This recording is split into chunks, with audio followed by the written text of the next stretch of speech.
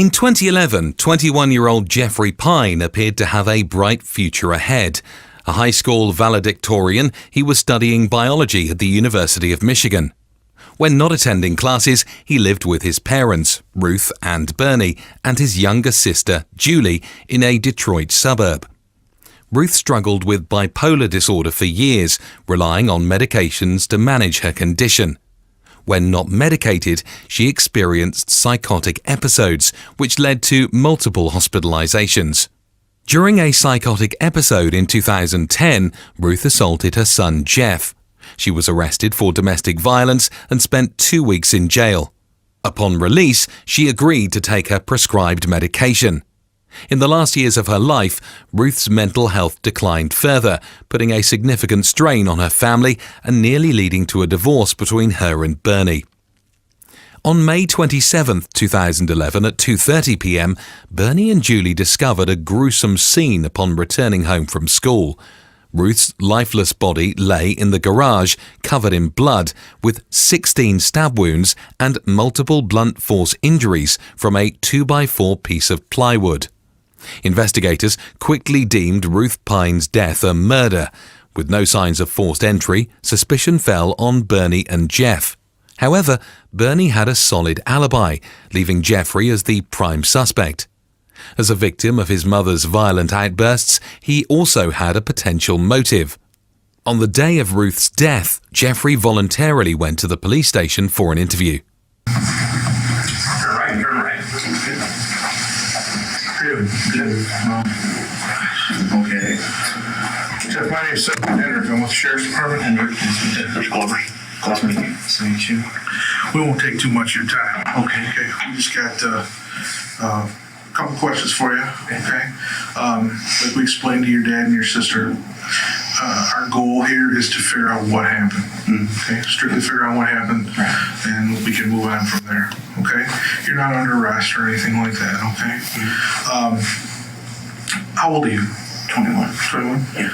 Is your name Jeff or Jeffrey? Either. Which do you go by?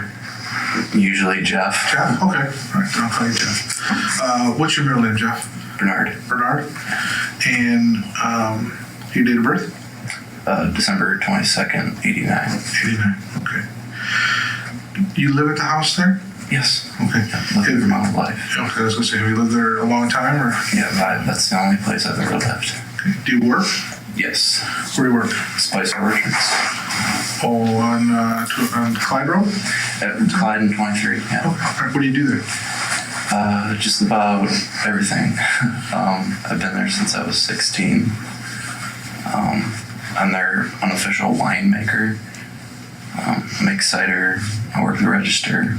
Pretty much anything they need me. A little bit of everything? Okay. How often do you work there? Well, when we're in full season, I'm there probably a good 5 days a week. Okay. So right now we're kind of slow. I'm only there about 3. 3? So. All right. Is it like a schedule, like you work Monday, Wednesday, Friday, or Friday, Saturday, Sunday, or how do you work those 3 days? He doesn't really, my boss just makes up a schedule, and it varies week to week. Okay. I understand you work today? Yes, I went at 3. At 3? Okay. Is that the only place you work, or you work other places? That's the only place that I'm employed right now. I also work for a lady who lives a few miles down the road from me. I do yard work, and I'm repainting her basement for her. I worked for her for probably about 4 years. What's her name? Diane Needham. Diane Needham? She used to be my teacher Oh, okay. in high school. So. All right. When was the last time you worked for her? I was just there today. Today? Yeah. Okay. What kind of work did you do for her today? Today I just went over and transplanted some lilacs for her. And I swept up a little bit in the basement. And then I had to get going to Spicers. Okay. All right. What time did you work for her today? What time did you go over there? I got over there about 1:30, and I left a little after 2:30. Okay. Jeff just found out his mother had died. At this point, he was not told the cause of death or that the death was being investigated as a murder.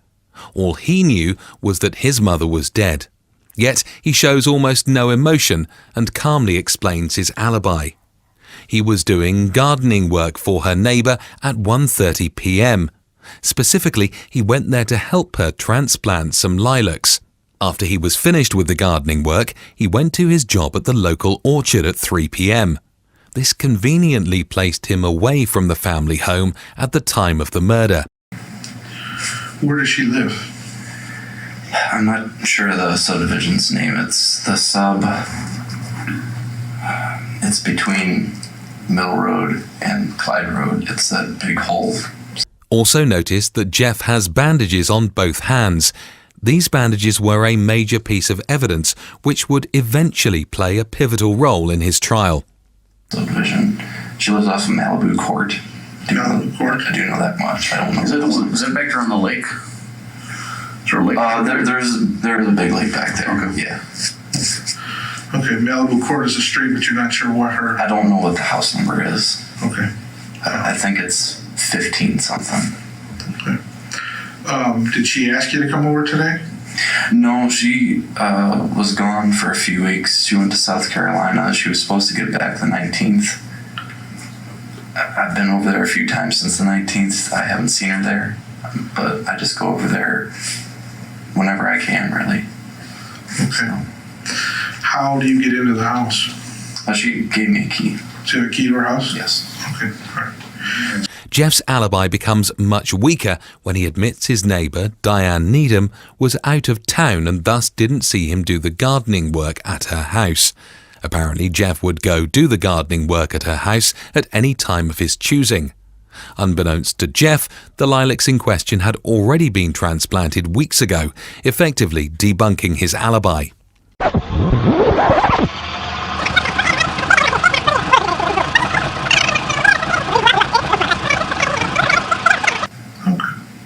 So today, let's get back to today. So today you said you got up around 10?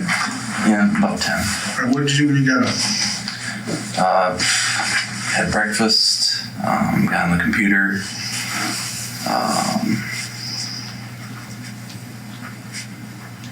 didn't really do a whole lot. She got home from grocery shopping and I helped her bring the groceries in, put some of them away, and Where'd she go grocery shopping, any idea? Meyer. So was she home when you got up, or was she already gone? No, she was gone. Okay. She got back, I don't know what time it was, like 11:30 or noon, something like that. Who was home when you got there? Or when you got up, was anybody else home? No, it was just me. Just you? Okay, all right. So then she got back and you helped her put the groceries away, and then you said at some point she went upstairs and laid down. Yeah. Was that right away after she put the groceries? Was what she do before she went up there? I don't know, she was in the living room. I think she was reading. The police officer is being extremely specific with his questions, asking exactly what his mom did when she got home from the grocery shopping, and whether or not she did anything else before going upstairs to take a nap. The reason he's asking is not because these minute details have anything important to do with the case. Instead, it's an attempt to find any inconsistencies in Jeff's story. When someone is lying, they usually prepare a false story ahead of time, but no fabricated story is perfect. The more specific the detective is in the questioning, the more likely Jeff is to slip up. She was in there for a little bit, and then I know she went upstairs to lay down, because when I left, that's where she was. So, Was there any issue? Was she upset about anything, or everything okay when you left? no, everything was fine.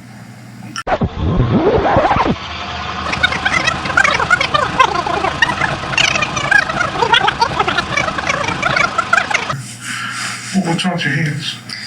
This was from work today. I was flipping over a pallet on my way to check the bathrooms, and as I was flipping it over, my hand got caught in there and just tore off the skin. Can I see it? I mean, can you undo that? Yeah, you can. I can kind of pull it back a little bit. You can see it just rip the skin right off. Let me see. That one too. Yeah. That looks painful? It kind of stings when you push on it. I'm just trying to keep it covered up, so. Just almost, it almost looks like a blister. It just tore the skin right off. There was like skin hanging on it, and I just like peeled it off. Washed my hands, put some alcohol swab on it. So. That was it. Yeah, well, I put on a bandage at work, but the lady in the ambulance, when I got here, she gave me this. So. Oh, okay. And that was from a pallet at work? Yeah. Was that pallet near the bathroom, you said? Yeah, it's around the back. You just as you're walking to it, I was putting it back on the stack there, and it got my hands caught. Is it a wooden pallet? Mm-hmm. Yeah. Did you bleed a lot, or just a little bit, or no? Not really. It got really red, Right. and so I was going to the bathroom, so I just rushed to the bathroom, washed my hands off, put some paper towel on it, then went into the break room, got the medical kit. So. Okay. All right. When investigators asked Jeff's colleagues at the orchard, expressed their skepticism that he could have sustained those injuries to his hands by lifting wooden pallets, as none of the other workers there had ever sustained similar injuries. There was no altercation, or your mom was not upset or anything today before you left? No, she was fine. Okay.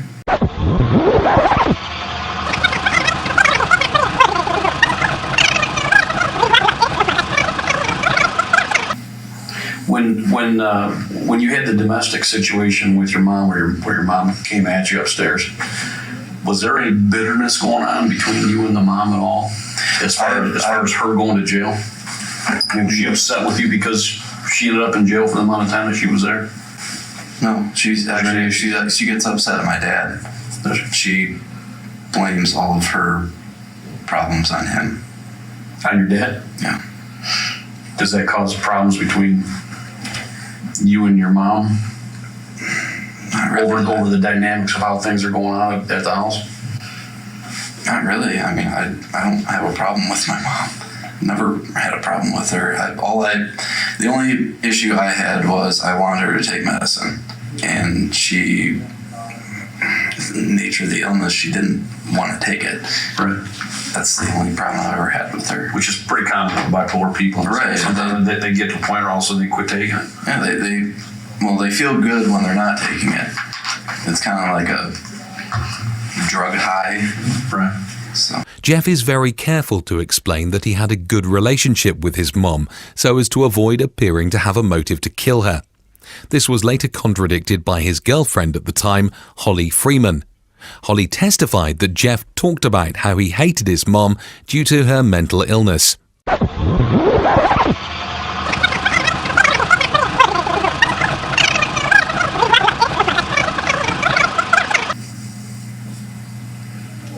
Is there anything that we haven't asked you? I mean, off the top of your head, that you think would be important to this investigation, or anything at all? I mean, did your mom have any enemies? Not really. I mean, she didn't really have any friends, so that kind of eliminated her having enemies. If that makes any sense. I mean, is there anybody that you can think of that's capable of harming your mother? Or anybody out there that you can think of that would want to harm your mother? I can't. I mean, she's always been a really nice lady.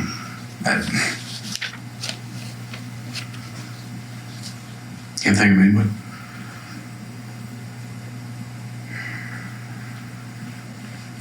I don't know. I don't know of anyone. Does she go anywhere other than home and shop, and then that type of thing? Does she hang out with anybody? No, she used to have some friends that she would go get lunch with occasionally, but she hasn't done that for a long time. So back before 2008.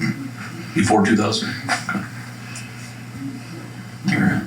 After the onset of Ruth's mental illness, she hasn't been socially active with anyone outside of the family.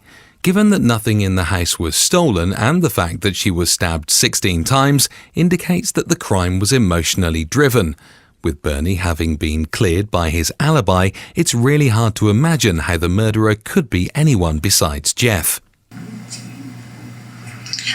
Jeff, see, you have no idea how your mom died or anything? No. Okay. Your mom was murdered. Someone killed your mom.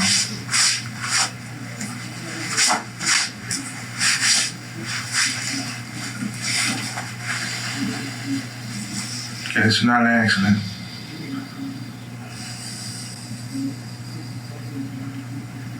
We need to get to the bottom of it. Okay, so if there's anything else that you know about that you've been holding back, that you're afraid to tell us, now's the time.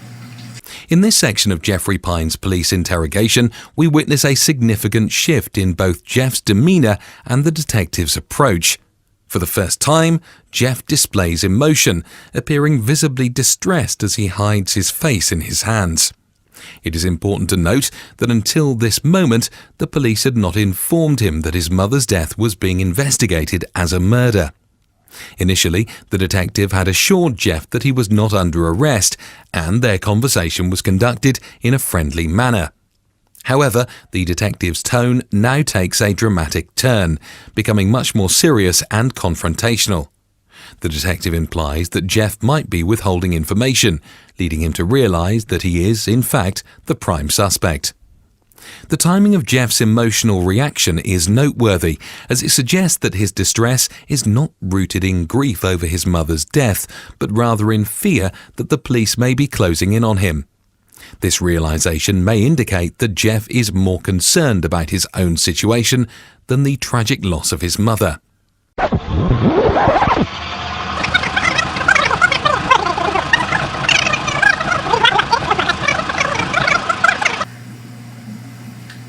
In these type of cases, our goal is we got to clear the family out first, okay? Right. Before we can move on to everybody else. I understand.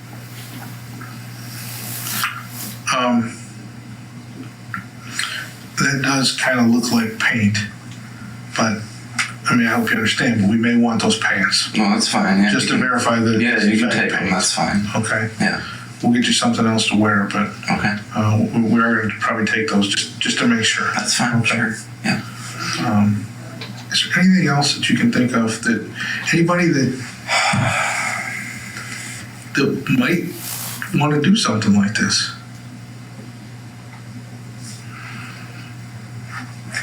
I don't know anybody who's violent.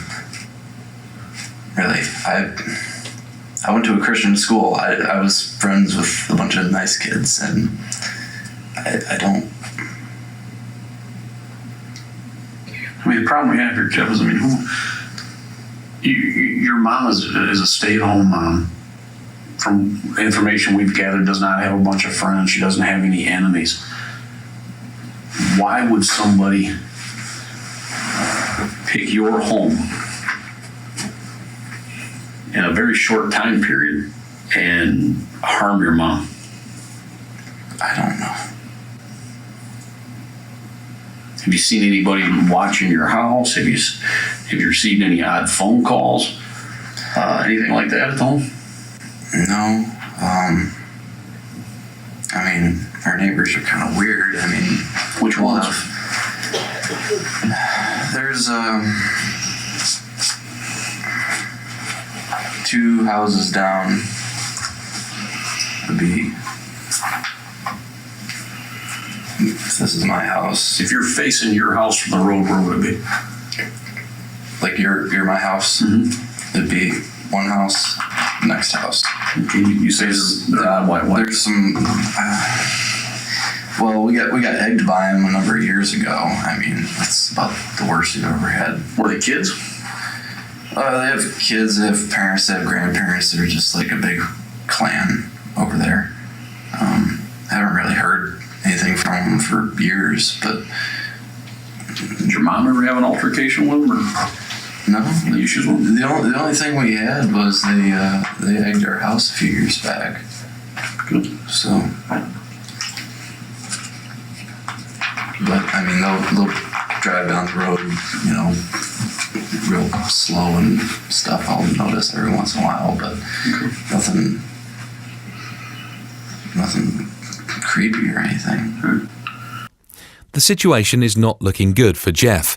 With nobody outside of the immediate family having any plausible motive to want his mother dead, he was desperate to make up a story about his neighbours being weird. It is unclear whether the egging incident actually happened, but Jeff is clearly grasping at straws, trying to deflect attention away from himself. What time does your dad go to work in the morning? Depends. He can leave anywhere between 5:30 and 7. What time does he normally get home? He usually picks up Julia from school. So he gets home usually about 3:30. So. Okay.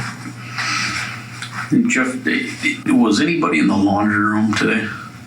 In your family room where your fireplace is, the room that's attached to your I went to the bathroom a couple times in there. Okay.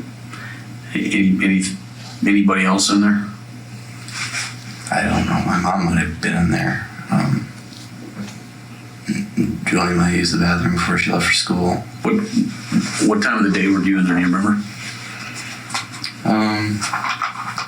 It was the morning. I used it once in the morning and used it again after she got home from groceries, like right after. Okay. And you're sure nobody took a shower upstairs in that upstairs bathroom? That's not the one in your mom and dad's room, the other one? No, I don't think anyone took a shower. And you said you took a shower yesterday? Yeah. Mom and Dad use the shower in their room? Yes. All right, give us just a minute, okay? Okay. Need something to drink? You hungry, Hal? Might have a cheeseburger. I'm really hungry. I haven't eaten because I'm not sure if I'd be able to keep it down. All right. Okay. All right. Just relax for a minute, all right? Let's see if we can get you something. Okay.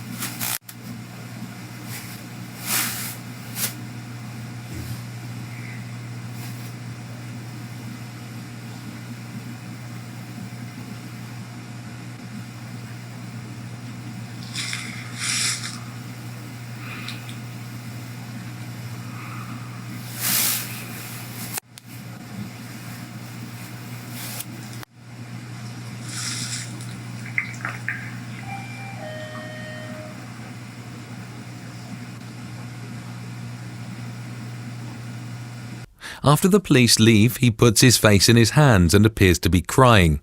He knows that the interrogation room is being recorded by cameras. By this point, he probably realises that his unusually calm demeanour after learning about his mother's death could raise suspicions. He is now trying to compensate. The police are gone for more than 10 minutes. During this time, he continues his crying act. All right. I'm okay. Jeff, can you take the bandages off your hands for me? While Jeff was his high school's valedictorian, he's not a great actor. When the detectives get back, he realises he can't keep up his crying act in front of a live audience, so he quickly regains his composure. Also, despite appearing to cry for more than 10 minutes, there are no tears, and he doesn't ask for tissues. guess you take a couple pictures of those, okay? When you describe to me how you grabbed that pallet and where that pallet's located. It's in the back of the store. In the back of the building? Yeah, well, Inside or out? it's outside. You want both of them? Yeah, I just want to take both of them. You take them all, take a couple pictures of them. We sent somebody to the house to get you some pants too. Okay.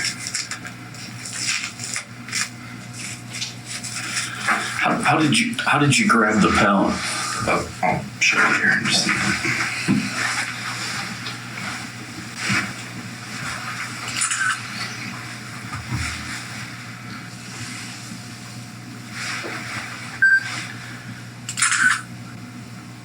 Okay, that's good. Let me see those for a second.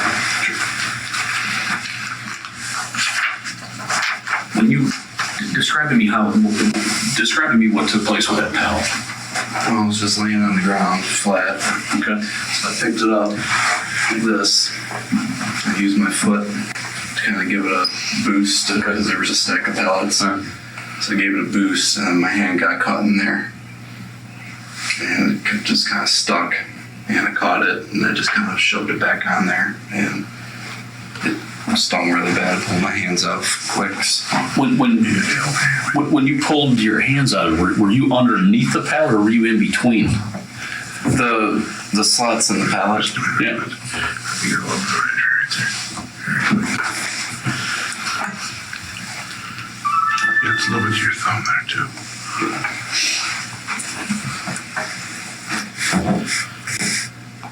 Wait, you can keep telling them what. Yeah, when you go ahead. I just had my hands in, they have slots. Right. And I just put it in the space to pick it up. Good. And went to throw it on top there, and my hands just got caught. And I just pulled them out as quick as I could, and just. Did it pull the skin off of your hand? Yeah, it tore it up, and. Did it pull? All the skin that's off of your hand, or did it pull that skin off of your hand? Yeah. So. And then there were some tags, and I just pulled the tags off. Okay. Were they nails that you grabbed a hold of? Nails? No, I grabbed the. I guess what I'm getting at is, what would have actually pulled that amount of skin off of your hand? I don't know. My hand got caught in it as I was. I've moved a lot of pallets before, and I've never, Yeah. Where the wood grabs you might get a slip or something, but I've never had an injury from a pallet like that. I was tossing it on there. My hand got caught, and I just pulled back. Okay, was anybody else there helping you move those pallets at all? No, I was on my way to the bathroom. Okay. When I was in the break room putting the bandages on, my boss came in. He saw. Okay. So. When's the last time that you cut your fingernails? I kind of have a problem with biting my nails. Let me see your hand. I stopped for a while and then. Okay, did you cut your fingernails today? Did you trim your nails today? No. Okay.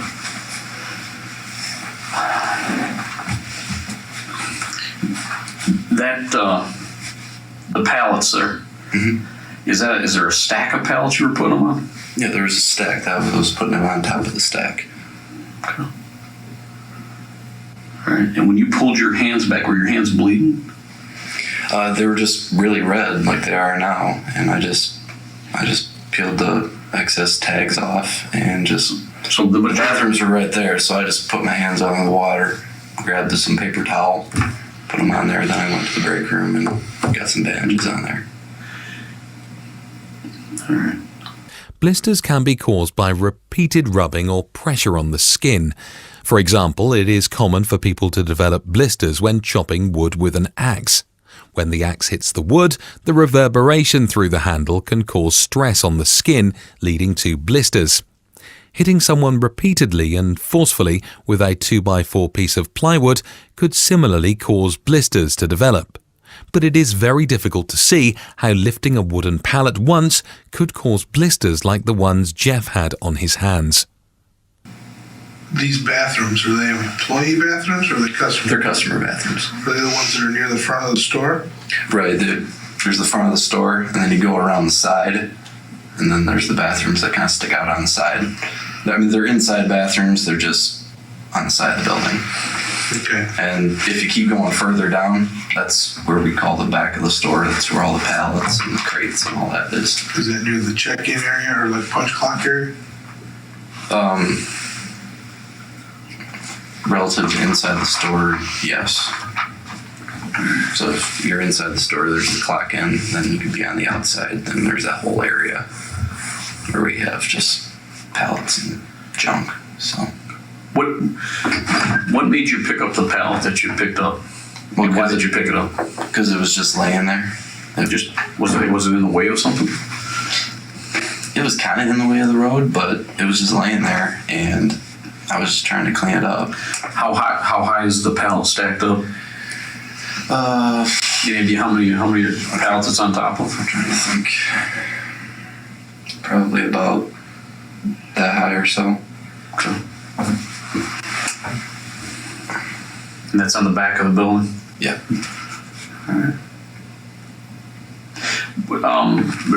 Reference inside of your garage. There's a couple of hockey sticks and I believe a aluminum bat. Okay. Where were those at in your garage? We just leaned them up against the cabinet with all the pool stuff by the door. In the corner by that cabinet? Yeah. They kind of leaned up against the cabinet. Was that cabinet broken or anything? Not that I know of. Were the handles intact on it? I think so. Yeah. I don't think there's anything wrong with it. You haven't seen the handles broken on them or anything like that? Mm-hmm. Okay. So those would be behind the door if the door was to be opened? If the door swings in. Yeah, you open the door and then the cabinets are right there behind the door. And everything was leaning against those cabinets? Right. Yeah. Was the bat leaning against the cabinets too? I think so. I think it was over there. There was a piece of wood, like a stained piece of deck board or something. Brown stained board. Okay. You know where that came from? I don't know. I mean, we just have boards laying around. I mean, we just have clutter and junk. This is probably about a 6 to 8 foot board, like a 1x6 or something like that. I don't know.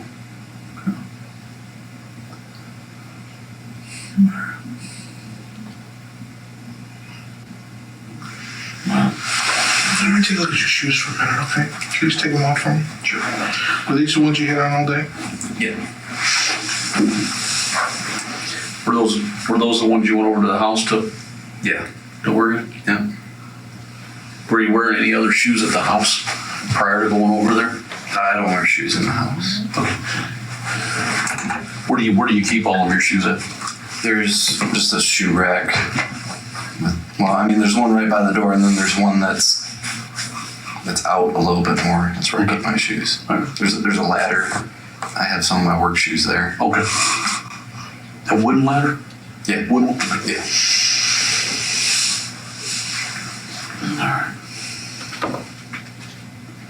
When you went over to the house on Malibu, what all did you do over there today?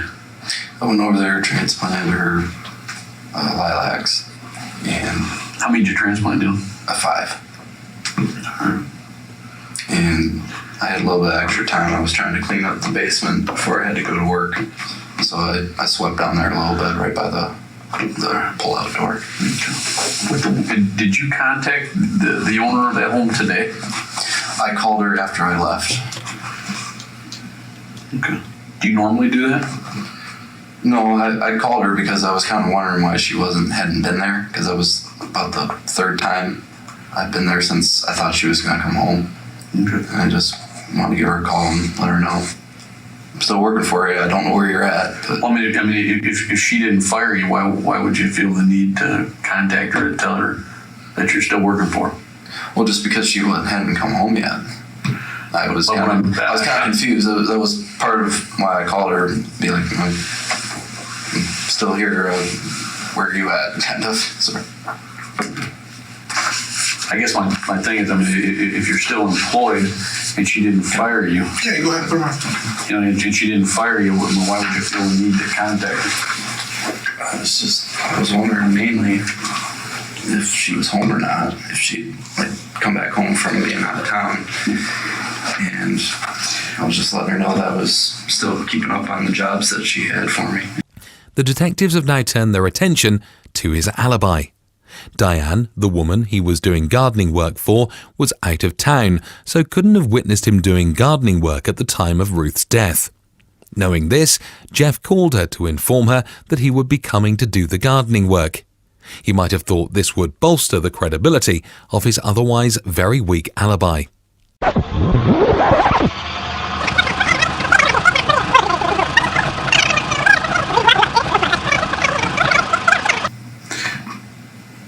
Jeff, I want to ask you a tough question here today.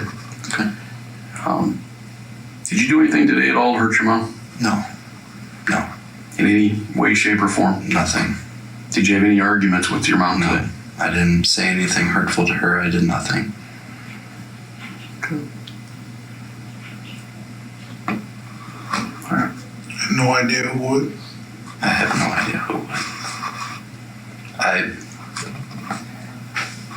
I can't even. Because somebody did.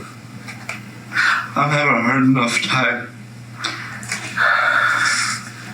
Jeff, somebody singled your mom out today and committed a violent act today against your mom for a reason that we can't explain. Here is another one of the rare times Jeff shows any emotion. It's triggered by the cops asking him directly if he did anything to hurt his mom. The fact that Jeff only shows strong emotion when he is being indirectly accused indicates he is far more concerned with his own freedom than the fact that his mom just died.